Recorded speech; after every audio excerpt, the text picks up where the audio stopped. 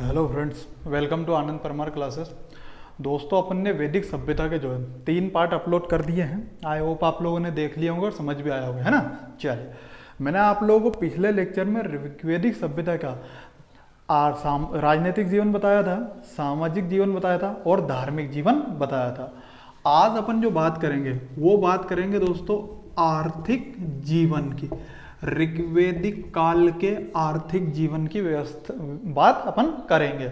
मतलब कि आर्थिक जीवन कैसा था, उनका खान पान वगैरह कैसे थे, मतलब लोग जो थे वो बाजार कैसे जाते थे, सामान कैसे लाते थे, ये सारी की सारी अपन बात में करेंगे। आर्थिक जीवन मतलब पैसे से रिलेटेड। क्लियर है इतनी बात। चलिए, अपन ने सामाजिक जीवन, धार्मिक जीवन ये पढ़ लिया है। राजनीतिक जीवन आप लोगों ने नहीं पढ़ा हो तो इसके पहले की वीडियो आप लोग देख सकते हैं, ठीक है। इसको पूरा डिटेल में पढ़ाया जा चुका है। चल, अब बात करते हैं धार्मिक जीवन। ये रहेगा अपना पार्ट नंबर 4, ठीक है। अगर धार्मिक आर्थिक जीवन की बात करूं दोस्तों, तो आर्थिक जीवन में 4-5 पॉइंट बनते हैं। सबसे पहले उनको बता देता हूं। देखिए, सबसे पहला पॉइंट बनेगा दोस्तों पशुपालन। दूसरा जो बनेगा वो बनेगा कृषि। तीसरा जो बनेगा वो बनेगा दोस्तों वाणिज्य व्यापार। और चौथा जो पॉइंट बनता है वो बनता है उद्योग, ठीक है। ये 4 पॉइंट बनते हैं। एक पशुपालन, कृषि, वाणिज्य व्यापार और उद्योग। पशुपालन मतलब पशुओं को पालते हैं। कृषि आप लोग समझते हैं। वाणिज्य व्यापार क्या होता है? देखिए, वाणिज्य व्यापार मतलब वस्तुओं का आदान प्रदान, ठीक है। मतलब बात करते हैं जैसे अपने भारत से अभी बहुत सारी वस्तुएं आयात होती है, मतलब निर्यात होती है, और भारत में बहुत सारी वस्तुएं आयात होती है, ठीक है। तो इसी को क्या बोलते हैं? वाणिज्य व्यापार। और उद्योग तो आप लोग समझते ही हैं, ठीक है। तो ये आर्थिक जीवन में अपने को 4 चीजें पड़ती हैं। कौन कौन सी? पशुपालन, कृषि, वाणिज्य व्यापार और उद्योग। तो सबसे पहले अपन बात करते हैं की पशुपालन की। पशुपालन था क्या, कैसा था, किन किन पशुओं को पालते थे? तो देखिए, सबसे पहला हेडिंग डालू में वो क्या है अपना पशुपालन। पशुपालन जो था वो ऋग्वेदिक काल का सबसे महत्वपूर्ण व्यवसाय था। कैसे था? क्योंकि उस समय ऋग्वेदिक काल के लोग कृषि ज्यादा नहीं करते थे। उनका मेन व्यवसाय क्या था?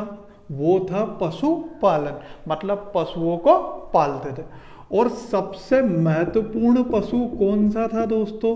वो थी गाय। मतलब ऋग्वेदिक काल में गाय को एक तरीके से सब कुछ मानते थे, ठीक है।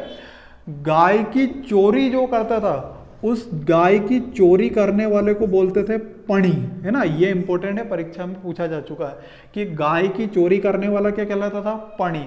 गाय की चोरी रोकने के लिए कुछ गुप्तचर होते थे, कुछ पुलिस विभाग के लोग होते थे। ये आप लोगों को मैं बताऊंगा। देखिए, बता ही देते हैं कि सबसे महत्वपूर्ण चीज क्या थी दोस्तों? गाय। और गाय की जो चोरी करता था, उस चोरी करने वाले को क्या बोलते थे? पणी। मतलब जो गाय चोर रहता था, है नहीं, उसको क्या बोलते थे? पणी। क्लियर है इतनी बात? चले, गाय की चोरी करने वाला क्या होता था दोस्तों? पणी। और गाय की चोरी करने के लिए कुछ विभाग बनाए थे।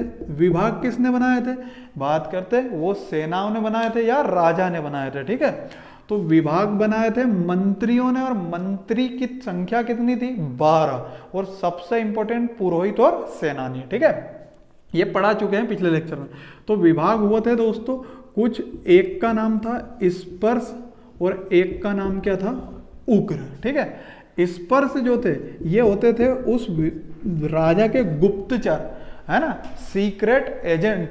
जैसे अभी होते हैं ना रो वगैरह, आईबी वगैरह, तो ये होते हैं गुप्तचर। गुप्तचर को क्या बोलते हैं? स्पर्श। और एक होते थे उग्र, और उग्र को बोलते थे पुलिस विभाग। मतलब जो पुलिस विभाग के लोग थे उनको बोलते थे उग्र, और जो गुप्तचर लोग होते थे उनको क्या बोलते थे? स्पर्श। क्लियर है इतनी बात? ये दोनों विभाग जो हैं ये गाय की चोरी रोकते थे, ठीक है। चल, तो सबसे महत्वपूर्ण क्या था दोस्तों? गाय थी। और गाय के नाम पर ही कुछ इकाइयों एवं वस्तुओं के नाम हुआ करते थे, ठीक है। देखिए कैसे, मतलब जो बहुमूल्य वस्तु हुआ करती थी उनके नाम गाय के आधार पर हुआ करते थे।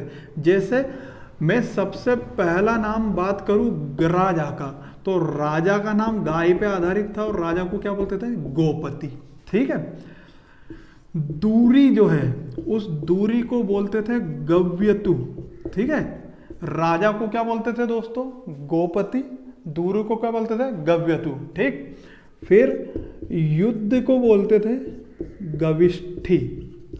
युद्ध को क्या बोलते थे दोस्तों, ये गविष्ठी ऐसा आएगा ये। ठीक है, युद्ध को बोलते थे गविष्ठी।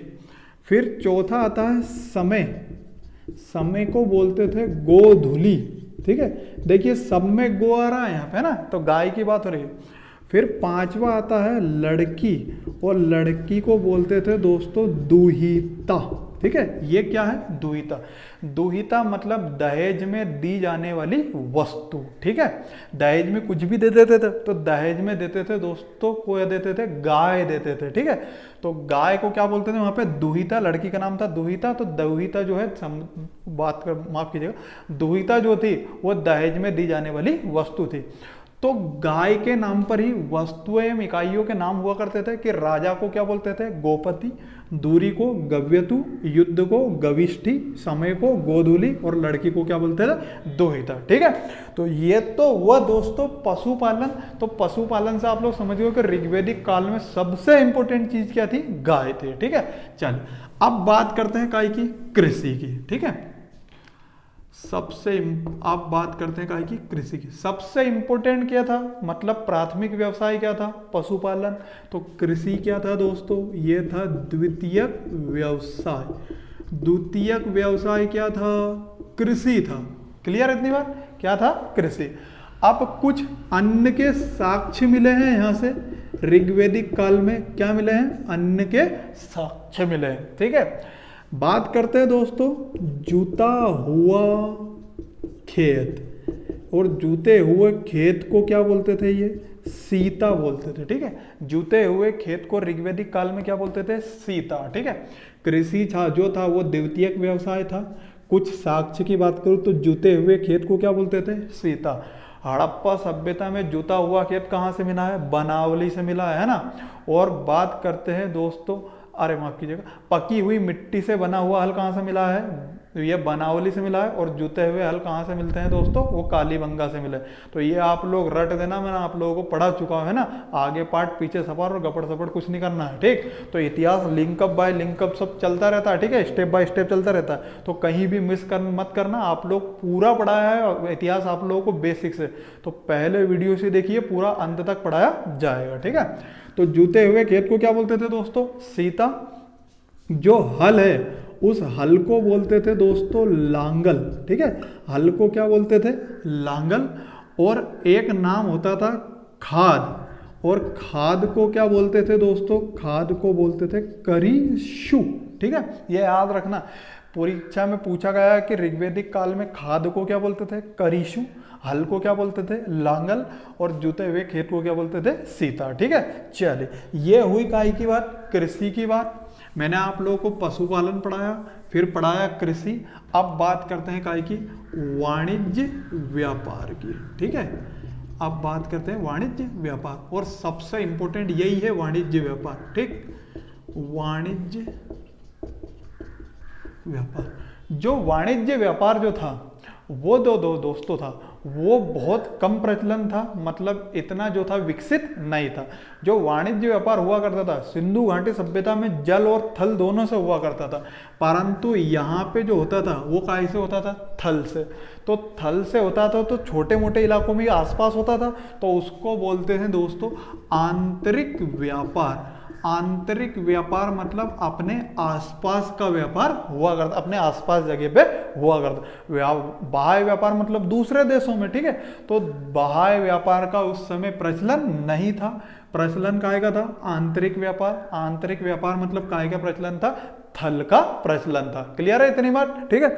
अब विनिमय की वस्तु क्या थी, मतलब बात करते हैं दोस्तों कि आज के जमाने में कुछ चीज खरीदते हैं तो पैसा देना पड़ता था, तो उस समय पैसा तो हुआ नहीं करता था, तो उस समय वस्तु विनिमय की जो माध्यम था, व्यापार कौन सा था, आंतरिक व्यापार। और वस्तु विनिमय की बात करूं तो वस्तु विनिमय जो थी ये प्रणाली, ये प्रचलन में थी। मतलब कैसे कि एक वस्तु देके दूसरी वस्तु लेना, क्योंकि पैसे तो हुआ नहीं करते थे, ठीक है।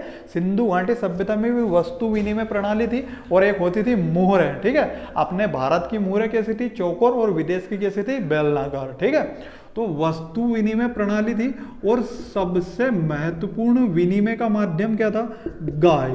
तो याद रखना कि गाय पे टिका हुआ है पूरा ऋग्वैदिक काल, कि वस्तु विनिमय की प्रणाली ऋग्वैदिक सभ्यता में, ऋग्वैदिक काल में क्या थी दोस्तों, गाय। मतलब गाय का विनिमय हुआ करता था, क्योंकि गाय को बहुत पवित्र मानते थे। क्लियर है इतनी बात।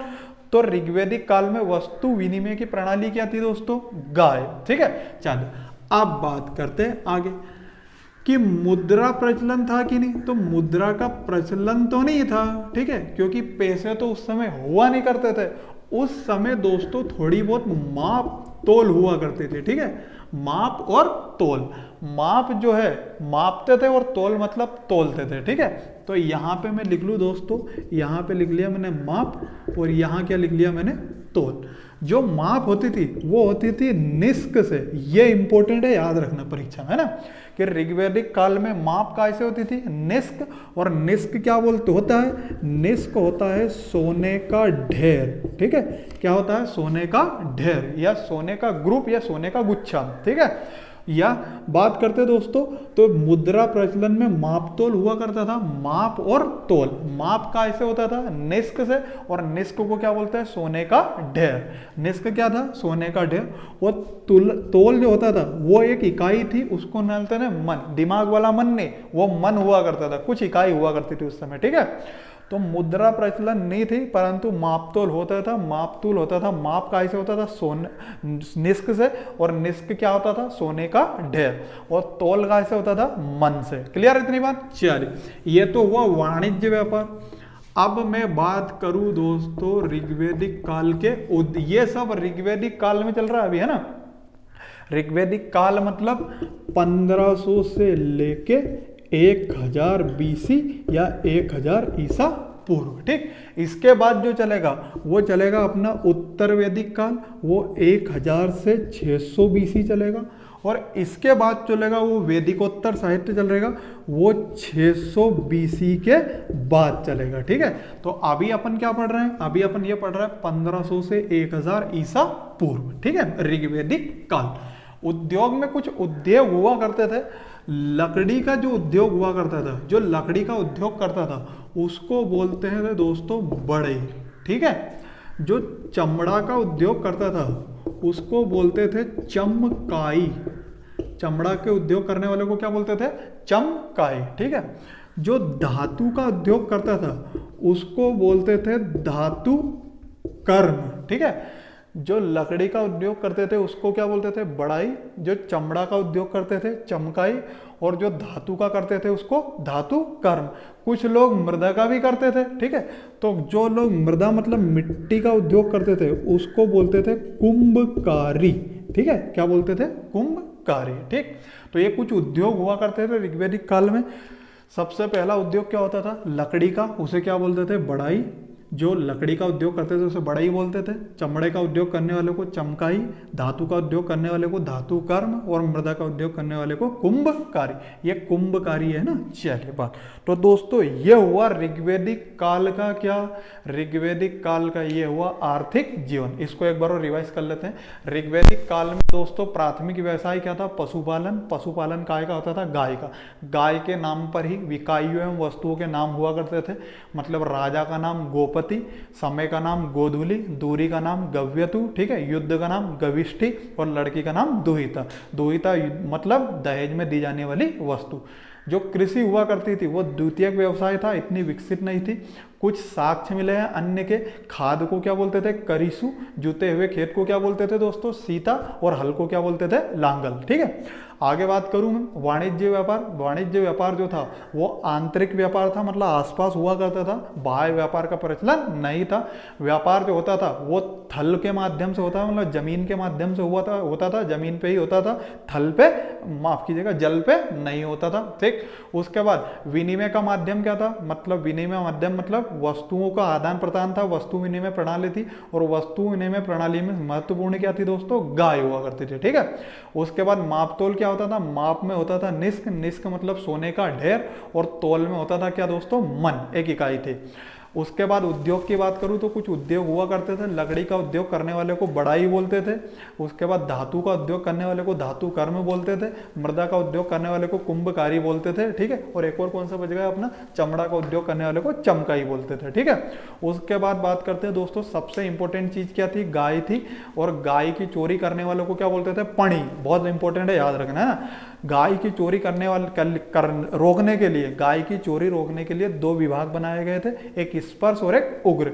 स्पर्श जो होते थे वो गुप्तचर होते थे, और जो उग्र होते थे वो पुलिस डिपार्टमेंट होता था, पुलिस विभाग हुआ करता था। ठीक है, तो ये अपना यहाँ से जो है अपन ने पूरा ऋग्वेदिक काल पढ़ लिया है, मतलब अपना जो समय है दोस्तों वो कहाँ तक खत्म हो गया है, ये 1500 से लेके 1000 BC तक, या 1500 से लेके 1000 ईसा पूर्व तक अपना पूरा समय खत्म हो चुका है। ठीक है, अब अपन पढ़ेंगे इसके बाद उत्तर वैदिक काल की राजनीतिक व्यवस्था, धार्मिक व्यवस्था, उसके बाद बात करते हैं राजनीतिक व्यवस्था और सामाजिक व्यवस्था। क्लियर, तो ये राजनीतिक जीवन जो है, और सामाजिक जीवन है, धार्मिक जीवन है, ठीक है, और आर्थिक जीवन है, ये पूरा का पूरा ऋग्वेदिक काल का खत्म हुआ। इसके बाद चलेगा अपना उत्तर वैदिक काल का, और उसके बाद वैदिकोत्तर साहित्य जाएगा, और फिर मगध साम्राज्य जाएंगे। ठीक है, तो ये बैक टू बैक आप लोगों का पूरा serial bye serial, step by step चलता रहेगा, घबराना नहीं है, बने रहिए हमारे साथ। इतिहास मेरे से पढ़ लियो तो आप लोगों का ऐसा कोई सा प्रश्न नहीं है जो आप लोगों से